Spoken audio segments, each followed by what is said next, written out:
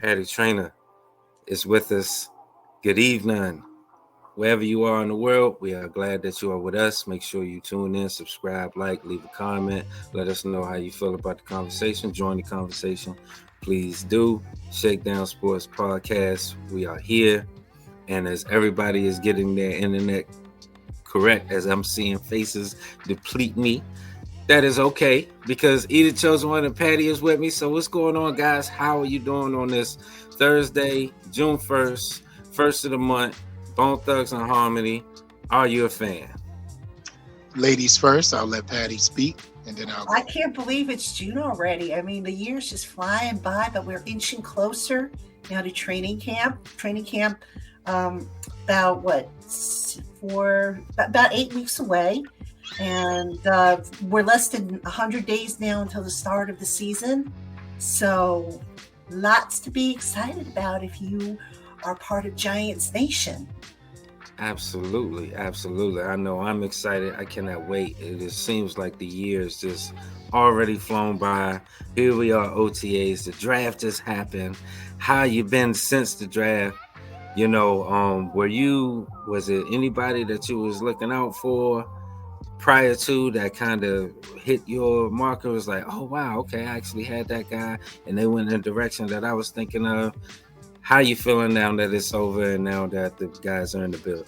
Oh man, I am excited. This class, you know, on paper, obviously we got to see him on the field, but I think Joe Schoen hit this one out of the park with the value he got. You know, two guys that I picked in mock drafts were Deonte Banks, the cornerback that went in the first round. I didn't have him trading up for him. I had him staying put at 25.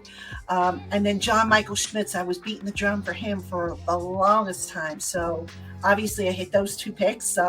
Jalen Hyatt I thought would go a little higher, but he was another guy that I had liked, and they were able to get him, you know, in the third round. So just a really solid draft. And Eric Gray, boy, am I excited about that. I am so excited about that pick. So I can't wait to see these guys when they put the pads on. Can't wait to see them compete. And I think it's going to be really special to watch. So obviously the excitement from the three guys that we hit on that you just mentioned. And you know what's crazy, Patty? A lot of us had these guys going at 25. They were a debate at 25. What if we get Jalen Hyatt? What if we get Deonte Banks? What if we get John Michael Schmitz? It was a debate at 25. So how ironic is it that we get all three of them, but in three different rounds? Now, first off, I'm going to be all the way totally honest. I did not see John Michael Schmitz slipping past the first round. I did not see that coming. I did not see Jalen Hyatt making it past the second. So for those guys to be on the board and those be the actual needs of a team and best player possibly for us for what we do scheme-wise, offensively and defensively, needing a press corner, definitely needing a true center, and needing a speedy wide receiver who can get separation, it was like unimaginable. So I don't know what I was doing after we chose Jalen Hyatt, but I definitely woke up the next morning happy. I think a lot of people did, E. I mean, I know I was pounding the table for a cornerback and a center in some order in the first two rounds. I said, you know, they had to do it. It was a no-brainer, you know. Joe Schoen, the thing I like about Joe Schoen is he's honest, but he doesn't tell you everything, but he gives you enough to where you can kind of piece things together and figure out what they're going to do. And, you know, when he said, for example, that, oh, we have guys that can play center, all you had to do is go and look at the contract status of those guys and say, okay, he's kind of telling you that, yeah, we got guys that can play center, because he didn't want to disparage them, but you kind of knew that they were going to go and get a center. It was kind of obvious. You know, same thing with cornerback, just how he built the roster. You knew that cornerback was going to be addressed. You knew that receiver was going to be addressed because they were focused on adding speed to that side of the ball. Yeah. So really through actions. You know how they say actions speak louder than words? This was probably from a positional standpoint, one of the easier drafts to forecast what the Giants were going to do in the first few rounds. Picking the actual players, that was a little bit tricky, but as it just, it turned out, like I said, they ended up getting 4 guys, Eric Gray in the 5th round, that you just kind of knew were going to fill position needs that they had. And something that was very intriguing to me, that I had to take a look back and say, okay, let me go to his previous draft. Knowing that he was under scrutiny, he had to go shopping with an EBT card, as I always like to bring up, and also clear up a lot of the mistakes that Dave Gettleman made, right? I'm saying to myself, every draft pick from last year's draft played significant time this year during the season. How you feel about that?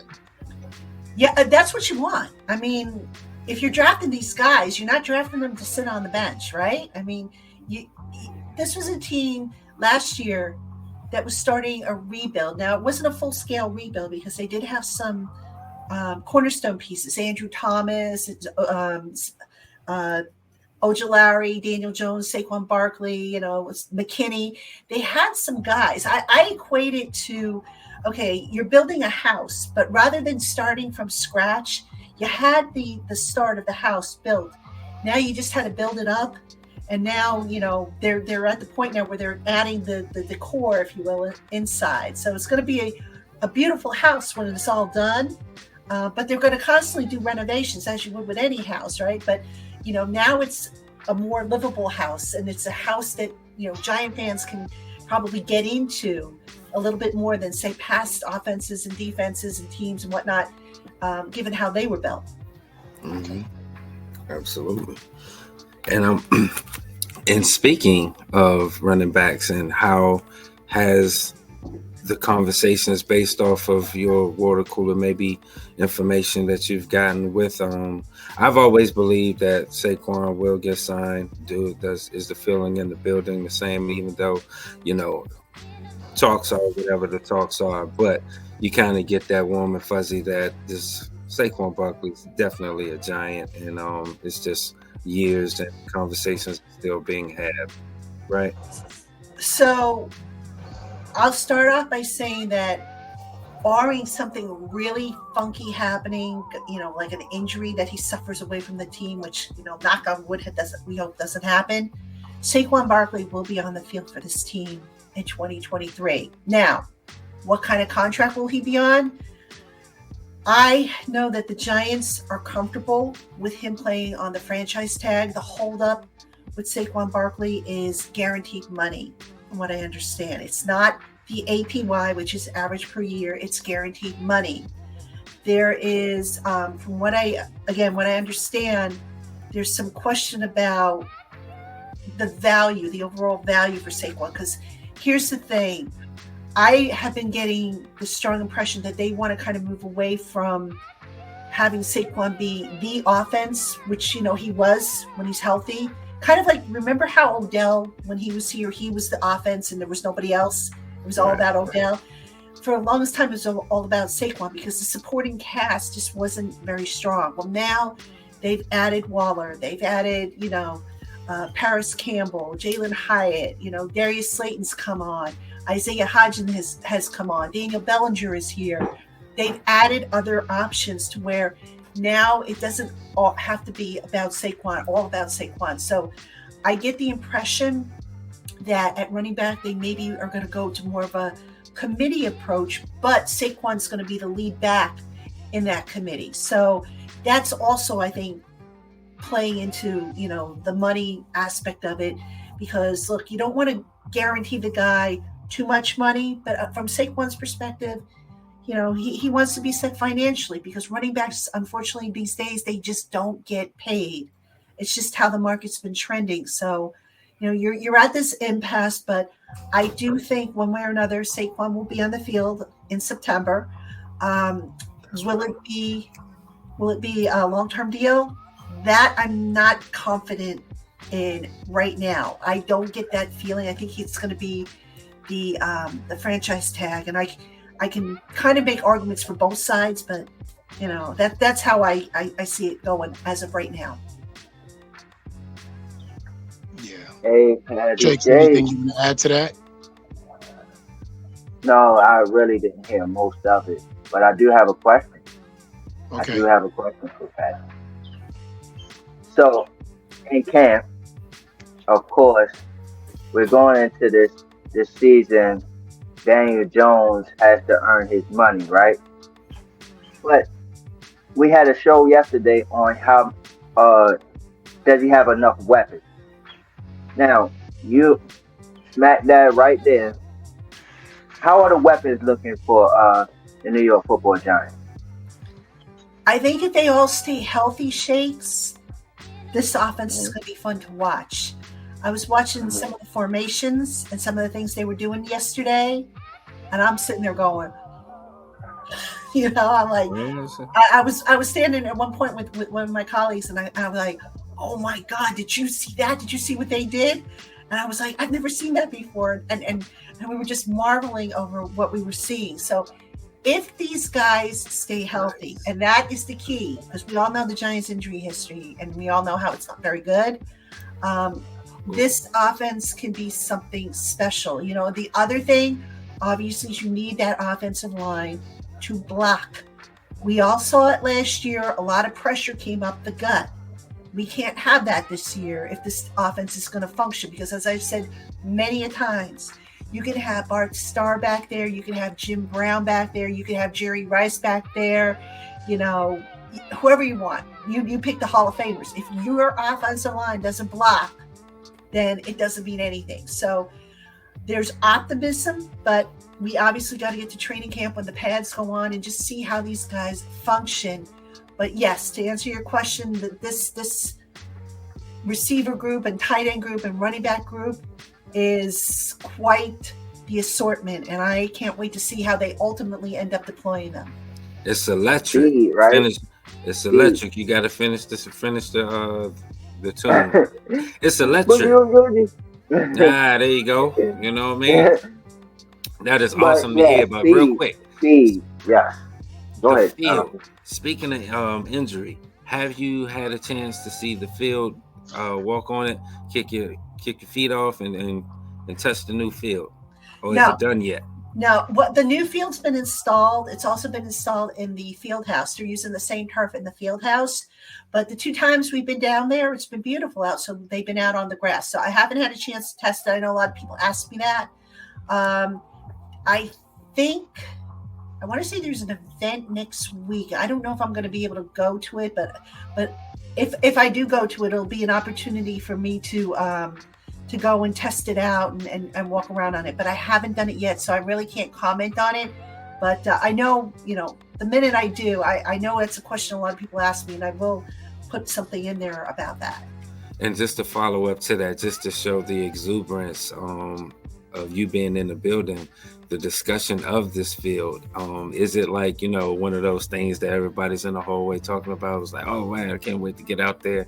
I mean, I'm just curious, just on daily, kind of water cooler stuff. It's like when you get new carpet in my office or something, and they need new carpet because they ain't replaced that carpet in years. But either way, if there was new carpet coming, we'd be like, oh man, I can't wait to see what that's going to look like. So is that kind of the exuberance with the players alike and the staff? Well, I mean, I haven't really asked them about the new field. Obviously it was a big topic last year, and it's like anything. You get new carpet in your house, and what's the first thing you want to do? You want to break it in. You want to take your shoes off. You want to feel it underneath your feet. You want to walk around on it. So there's probably a degree of that, right? To an extent, but I think the focus is more on getting better on the grass and just it'll probably be a better football players. Exactly, I ain't worried about the field. They'll get on the turf at some point. I mean, and they know it. It's not like, oh, when are we going to get on the turf? When are we going to get to try out the turf? They know they're going to do it. So, and there might have been days, that we weren't in the building to watch, we being the media, that maybe they were on the turf. for the workouts. I think, matter of fact, they do. I want to say they do like a brief walkthrough, and it might be inside the field house. So maybe they happen on the turf, just not on the turf in the stadium. But again, the field house and the stadium, from what I understand, both have the same type of turf. Okay. Well, first chance you get, I would love to hear your feedback once you have Sterling Shepard, how he feels about this field. I definitely got you. Hey, Patty. Yes. So me, you know, I am a offensive guy, wide receiver, played it in college, was my thing. So I'm going to go back to the excitement, not over LRP's excitement, but back to the excitement of when you said, wow, when you saw the formations that they were having on the field. Now, Shakes alluded to the question that we asked yesterday on the show when he said, does Daniel Jones have enough weapons? And of course, me, being the X's and O's guys, I asked my crew, who do you think will be the starting wide receivers September 10th, 8:46 p.m. when we have our first drive, possibly? Of course, we had a lot of variations, but I want to hear the personnel that you deploy at our wide receiver positions on that day to go against the Dallas Cowboys. Who's your guys? Well, assuming they go 11 personnel, which is 3 wide receivers, and I have a feeling they'll probably do 12 personnel, which means 2 receivers. Hold on. But I'm going to say, if you're better way to phrase it is, how do I think the depth chart's going to stack up? I would say you're going to have Slayton. You're going to have Hyatt in there. I think he'll be in there. Who am I missing? Paris Campbell will definitely be in there.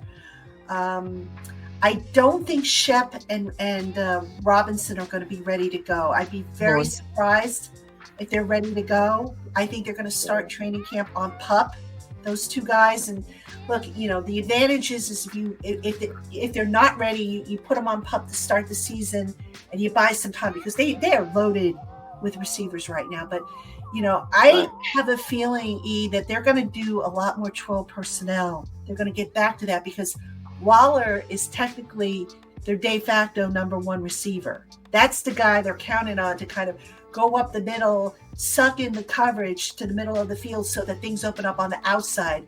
And one of the things we saw in practice yesterday was they were practicing a lot of that stuff where, you know, up the middle for Waller and passes were going to the flats and, you know, outs and all that stuff. So I just wonder if that's what they're going to ultimately do.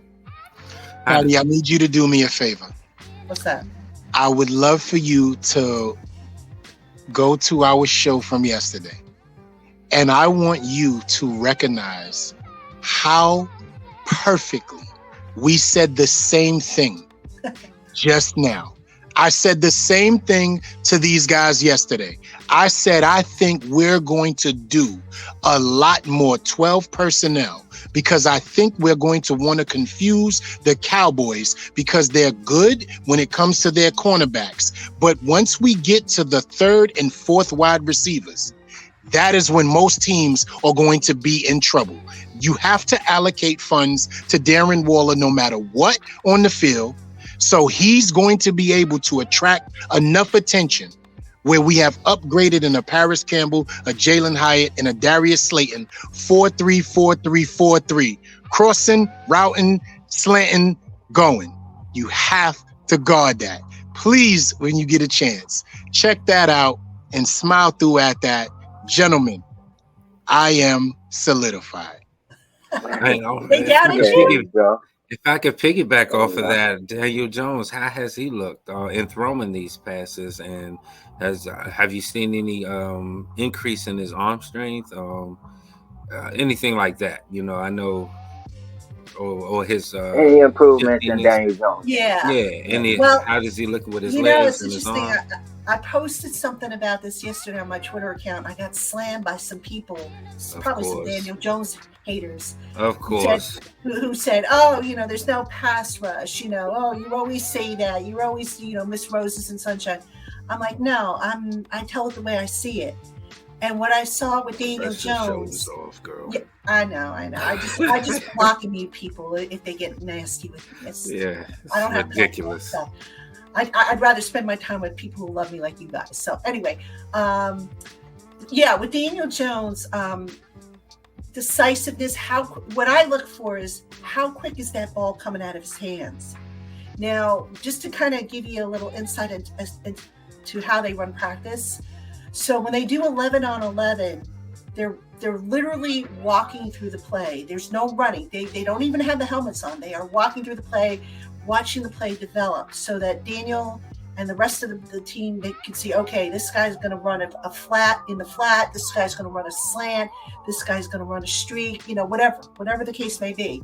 When they do the 7 on 7, that's where they put the helmets back on and they run it at up, a little faster, not full tempo, but a little faster. So what I'm watching when I'm watching Daniel Jones is, okay, he takes the drop back. How many steps is he dropping back? Is it a 3-step or a 5-step or a 7-step? And then how quick is that ball coming out of his hands? Because the receivers and tight ends are still being covered. They're being covered by the DBs. You've got the linebackers still in there. The only players that are in the drill are the linemen, the pick guys.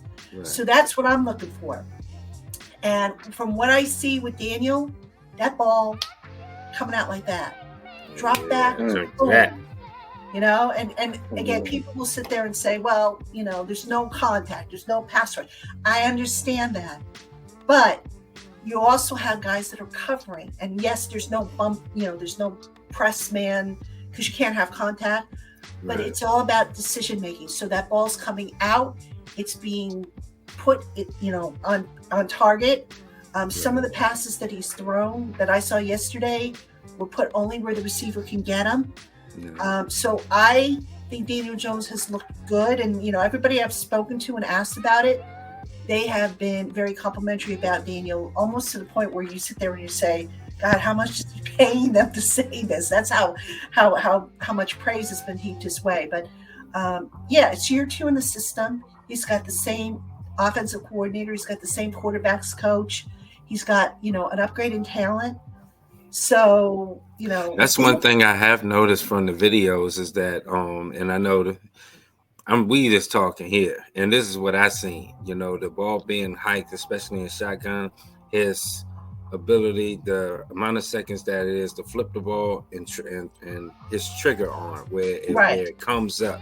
That's why I noticed it's like almost like boom, boom. And I've always wanted to see that surgical movement, because then with all the weapons that they have now and even if he has to go to his 3rd or 4th read, his ability to make those decisions if a play breaks down, these drills and doing things like you're saying are helpful in that regard for when it does happen, you know what I mean? So those mental reps are important. That's awesome to hear, though. I'm glad that he's taking a step forward, because I can't wait for him to prove a lot of people. I'm one of the main persons that said, if I see what I see and they see what I see based off of the potential and what it could be, the Shaolin and Wu-Tang could be dangerous.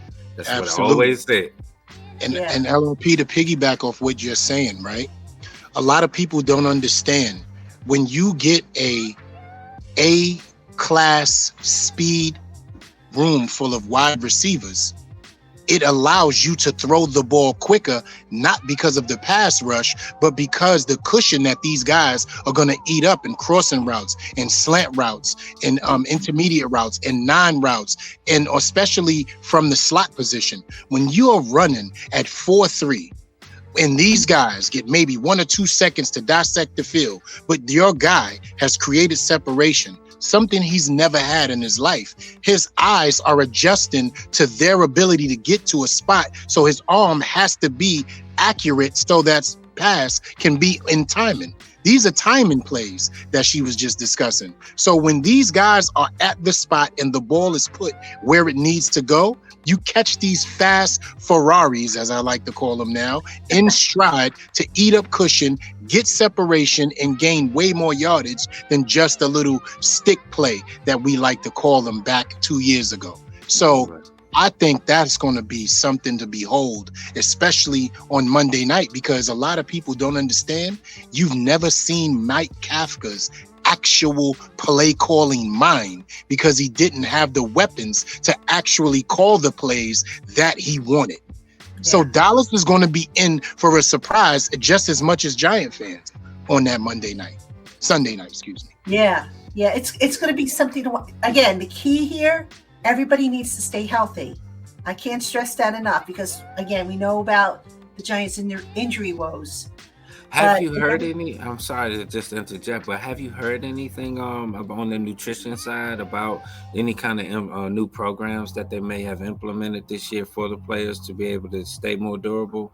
Have you heard anything like that? Yeah, I asked Dable about that, I want to say a few months ago, and he just basically gave me a generic answer, but I'm going to follow up on that come training camp. When we get Dable and Shane together, and they're sitting at the little podium table that they do every year at the start of camp, I do plan to ask that question because it is important. Right. I asked Dable, my question I think was, what changes are you going to make sure that these guys are getting through, the spring and the summer? And he just, we were constantly sitting with our nutritionists and our sports medicine people and our sports data sciences, blah, blah, blah. Yeah, I know that, but that doesn't answer the question. So maybe he doesn't want to give me the answer, but maybe if I ask it again, really super nice. I mean, that's the first time, but if I ask it again and, maybe he and or Shane will provide with a little insight as to what they've changed. But it's really important. And, I know what's been done in the past. And I also know there was a time when the Giants were actually healthier when they had Aaron Willman and Pratik Patel running the program. I know what they were doing because, I've spoken with Pratik Patel and how you kind of want to run things. And, it's so important. It really is. There's a lot of things that go into from rest to nutrition to supplements and sometimes guys just take too many supplements. They figure, I'm going to take everything under the sun. No, you don't need that stuff. It's like, I used to take extra vitamin C. My doctor's like, you're crazy. She's like, you're already getting vitamin C in your diet. Why are you taking extra? And I said, well, because I thought it was the thing to do. She goes, no. You're just wasting your money because you're not using it. So, that's what happens sometimes with athletes. They just take everything under the sun that's allowed under the permissible list. And, if I may, I want to ask a question, getting away from the players and about our regime. Now, last season was the first year for Shane, for Dable, and the Giants were meeting them and they were meeting the Giants. In the second year, as someone who's spent time in the building, up close and personal with these guys, always there to make sure when you're at the podium, asking your great questions, by the way, what is the difference in year one to year two confidence-wise in these guys? I think it's increased. I mean, look, when you first meet somebody for the first time, you're kind of feeling them out. What makes them tick? What gets them upset? What makes them happy? How intense are they? What are their expectations? It's like when you go to a new job, you're learning about your colleagues, you're learning about your boss, you're learning about the way things are run. Then by the time you've been in the job for a few months or a year or whatever, now you're more comfortable. You know how far you can push the envelope. You know what you can't get away with. You know what's expected of you. So there's definitely more of a comfort level within the building. I see it with the players, with how they interact with the coaches. I see it with how the coaches interact with the players. You see them hugging them, for example, on the field. You see a lot more hugs than maybe you did in the beginning because, you were just getting used to these guys. And, some people don't like to be hugged. Some people do. Some people don't care, So just little subtle things like that, I think, are showing up. And the thing I like about Dable and Shane is they're very laid back.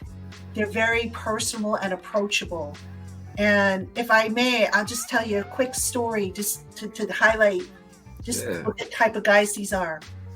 So right now, last year during training camp, I caught COVID, and it's funny, I had just had to sit down with Shane, and I'm thinking to myself, oh my God, I just caught COVID. I hope he doesn't catch it. Not that I was like real close to him, but we were sitting across from each other and no masks. So anyway, I let the Giants know that I had caught COVID. And I said, listen, I was sitting with Joe Shane. You might want to give him a heads up. And I was very apologetic because I felt really bad. I didn't, because I don't look to get anybody sick. Anyhow, long story short, that night I get a call from Dable. Calls me up and he goes, so what's going on? And I'm like, call me. And I said, oh, I guess you heard, huh? He goes, yeah. He goes, how are you feeling? And I I wasn't feeling horrible at the time, but here's what kind of, I guess, impressed me. He knew that I had been a cancer patient years ago. So as a cancer patient, when you get COVID, you become in that high risk group. Yeah. So he right away, he's like, well, did you call your doctor? Is your doctor doing anything about that antiviral medication? And I'm like, immediate concern. He knew my background. Yeah. So I thought that was cool. And then I get a text message from Shane, and I'm busting on him because again, I wasn't feeling horrible. I said, Joe, you realize that I can't infect you through a phone conversation. He's laughing about it. But he checked in on me as well. And, again, I was apologetic to him. I said, my God, I hope I didn't get you sick. Thankfully, he did not get COVID. Thank God. But look, I've never had that happen where, a coach and a GM had called up to see how I was doing. I know, right? Like this is what they do. That's awesome. That's awesome. And I thought, that was very, personal. Joe Shane last year, another just real quick one, after their opening presser in training camp, I don't remember the question I asked, but I remember afterwards when the group kind of broke up, Joe Shane came up to me and he said, boy, that was a really good question. I am so glad you asked that question. And I can tell you, Dave's is glad you asked that question. He was hoping somebody would ask that. So I thought, wow, I'm like, I've never had anybody, coach, a player, or anybody come up to me after a presser and say, that was a really good question. Sometimes they'll say it when they're on the podium. They'll say, that's a good question. Awesome. Pat, did you ask to make sure he wasn't being sarcastic? It was like, are you trying to be funny? Nah, they weren't being sarcastic. But that just goes to show you, and you probably noticed my face is not even talking about it. But these are two very likable guys, and Dave's. I am so glad they are here. Dave's Coach, I'm so glad you are here, Coach. Yeah, and let me tell you, LRP and Shakes, she may have shared those blessed stories with us, and we are blessed to have them shared with us, but it tells you something a little bit deeper without even going into it. And you know what that means? When guys come in the building, most likely they're going to stay in the building because these guys are so amiable. These guys are so intimate. These guys are so relatable. Yeah. Man, and that's huge for an organization, especially the New York Football Giants. We can't remember how many guys came in, flown in, flew out, and signed with another team. So when you have these type of guys and a GM and a head coach, the word I love to use is symbiotic. It allows players to feel like, you know what? I want to play for these guys. I want to be in this building. And they have a culture in here that I think will fit me, just not as a player, as a man, my family. And that just speaks volumes to what we're going to be seeing. And I thank you so much. Real quick. It's a family. Big Dash would kill me if I didn't bring up Zudu McKeithen. And then my last question for the evening. Thank you. My last question for the evening before Miss Patty got to get out of here. Takes over. Yeah. Big Dash will kill me if I did not bring up Zudu, McKeithen, and Beavers. Those are our guys. I know you don't know they America, they're injured. So this will be a quick check-in. Dash, you be satisfied with whatever you get All right, brother. And whatever we get is what we get. But we love those brothers. Please pass the word on to them that we're rooting for all three of them. And if their talent comes to fruition, and I'm rooting for them personally. So how those guys doing coming along? Yeah, so, they're out on the field, which is good. If the players are out on the field and not inside getting treatment, that's always a positive sign. Beavers, I think, is going to be ready for the start of training camp. Given where his injury happened, it happened early, so he'll be a little more than a year removed, I think, or close to a year removed. McKeithen should be ready, although he's probably the one I have the least amount of information. I'm just guessing with McKeithen. And Izudu, from what I understand, he's going to be in the mix for that left guard spot. I think ideally they want him to be the left guard starting, moving forward. He's going to have to earn it, obviously, but you kind of could tell last year that that's the direction they were going in, because remember how they were rotating in, Izudu with Ben Bredesen after Shane Lemieux got hurt? Mm-hmm. You when coaches do that, it means one of two things. They either legitimately don't know who they have or what they have at the position, or if it's a young guy involved, it means they're trying to expedite him and get him snaps so that he's ready to rock and roll sooner than later. And really, that's the only way you're going to get him ready to go, is if you get him live snaps, which, with offensive lines, it's kind of tricky. But so that's what I think they're looking to do. Izudu should be fine, though. Fantastic. I'm rooting for you guys, man. You're well. No get on doubt. the field. Show out. Absolutely. And before we let you go, I do got a 2-part question. Now, Shep and Wandell, you mentioned earlier, you think they start off on the pup. But do you think they'll be ready for week 1? That's my first question. And my second question is, I was watching a Slayton interview today, and he mentioned that he had a little rivalry with Paris Campbell because it reminds him of Deebo Samuel with his body structure. Do you see the same thing in Paris Campbell? That's my second question. Okay, let me answer your first question first. Mm-hmm.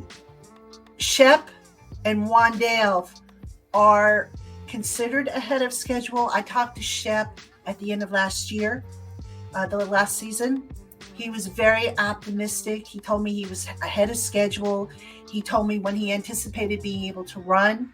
I'm trying to think, have I seen him? Yeah, I don't know if I've seen him do any running yet. I know I saw Wandale do running. So they are ahead of schedule. Now, that being said, you would, even if they are ready for training camp, you won't see them in preseason games. Doesn't make sense to put them out there for preseason games. Right. I think they will probably start on the pup list. And just to be clear, because I know a lot of people get confused with this, landing on the pup list means you couldn't pass the training camp physical. So if a guy later on in camp passes the physical and then gets injured, you can't put him back on the pup. That ship sailed. Will they be ready for week 1? I don't know that Wandale will. I think that's going to depend, but my guess is no. And I'm going to say Shep probably not either. Although, again, Shep is ahead of schedule. I've had conversations, like I said, with him, and he's optimistic, but I don't think he's going to be ready. That's just my gut feeling. Hopefully I'm wrong. I'll gladly, take it if I'm wrong, but that's how I feel. Now, for your second question about Paris Campbell and Deebo Samuel. Comparison. Mm-hmm. I don't know if I mean, I guess I can see some physical similarities, but at the end of the day, it's all about skill set.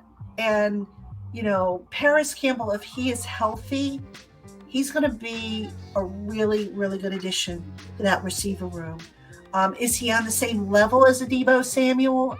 I don't know that, because I'll be honest with you, I haven't seen Paris Campbell play a whole lot, between the injuries and also because the Colts are in the AFC and we only saw them in the one game. But, right. Given what they have had him do, You could see some things that might remind you of how the 49ers used Deebo Samuel. And, we'll see if they keep it in. Because remember, this time of year, it's all about experimenting and seeing what works and what doesn't. And we already know we definitely love what you've seen out of Gafka so far. So that's why I didn't even, if our audience is definitely hip to the game. So we already know that answer. Yeah. Loving it. All right. So my last question to let you go here. We just had a video that just went over 1.1K, right? Great video on JMS, right? So I want to know from you, how is JMS fitting in that locker room and with these players? JMS, my dude. Did you know, trivia question, did you know the last time the Giants drafted a pure center out of the University of Minnesota was a guy by the name of Brian Williams, a very promising prospect. You'd have to go back to 1989. Of course, they had Weston Richburg, since then, that, in between. But as soon as, I saw that, I said, there's the Brian Williams connection. So just a little bit of history there. Nice. So John Michael Schmitz, I made this comparison mainly initially because of how, his face structure and everything. I said, oh my gosh, he reminds me a lot of Bart Oates. I don't know if you guys remember Bart Oates, who was the center for the Giants in the 80s. And then, the more I spoke to people about John Michael Schmitz, and they talked about his maturity and his intelligence and his football IQ and how he has a little bit of dog in him when he's on the field. Like, you're not messing with him. You remember how you didn't mess with Nick Gates? Well, you're not messing with John Michael Schmitz either. And I said, my gosh, this is Bart Oates reincarnated. And then John Michael Schmitz turns out to be half as good as Bart Oates was, oh my goodness, the Giants have it made. But John Michael Schmitz, this is a guy that already you can tell his teammates love him, conscientious. Everybody I've spoken to said he's a fast learner. And here's something I'll also tell you that should give you a good indication of what they think of him.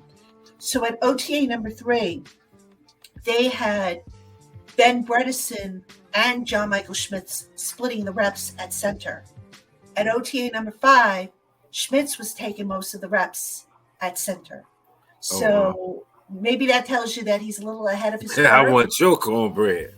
Yeah. So, that I took as a positive sign that John Michael Schmitz's arrow is pointed upwards, and it's only going to get better. So I like the kid. I'm so glad that they drafted him. I was beating the drum for him. And like I said, if he turns out to be half as good as Bart Oates was back in the day, they got themselves a stud. Nice. Real quick. Damn, that's it. You better real go to quick, I got dog. a joke. I got a funny joke about Bart Oates, right? Okay. I don't think anybody, if you're not in our age range, you remember this. Bart Oates was the only Giant I always wanted to know why it looks like he painted his own name on his jersey. Do you guys remember how his jersey used to look? His name never matched up equally in the areas across. It never did. It never did. The E was higher than the S was lower. It always was something with his jersey. I always wanted to know, is that his name? Is it OTA'S or is it just Oates? I was a young kid. I always wanted to know why his name never fit on his jersey. I never understood so that. Funny. I forgot all about that. Funny. Yeah, I forgot about that too. I mean, I remember Brad Benson though with the thing on his nose. Remember that? And do you remember when Brad Benson was named Offensive Player of the Week? He was like, I think the first offensive lineman to ever get that award once the award was implemented. Well, that week, in honor of Brad Benson, all the Giants starting offensive linemen walked around with the Band-Aid on the nose, and they were mimicking him. I don't remember the exact mimicking, but they were mimicking him as a salute, if you will, to the teammate. I thought that was kind of funny. Oh yeah, that's awesome. Great Giants memories. We just told our ages right there, by the way. Already. Yeah. Probably going to do it again right here. So before, as I like to do, a little quick rapid fire, 5 quick questions, not 10. But in light of the new latest Giants.com video of apparently mint chocolate chip is everybody's enemy. So I want to rapid fire with that in mind. Which would you rather have, vanilla or mint chocolate chip? Oh, give me mint chocolate chip. That's my favorite. Okay. So with vanilla, yes, you can mix stuff in, and I do like vanilla ice cream. If I'm going to mix in like M&Ms or cherries or fruit or something like that, but if it's straight up mint chocolate chip or vanilla, I'm going with mint chocolate chip every day, all day. All right. So I'm gonna go Blake Shelton or Luke Bryant. Ooh, see, I'm not a big country music fan, so I would say toss up for me there. Last time I went hip hop, I'm next time. If you do classic rock, so do classic rock. I can do classic rock. Next time I'm gonna do classic rock. We ruined it for everybody now, Patty. So next time I'm gonna do classic rock. I'm gonna get you next time though. I swear I'm gonna get on the same wavelength musically. We're gonna be here. Yeah, I'm a big classic rock fan. I grew up in the 70s. So yeah, I just dated myself again. But yeah, I love the classic rock bands. Okay, and refresh everybody's memory. Is it ketchup or mustard? Depends on what I'm putting it on.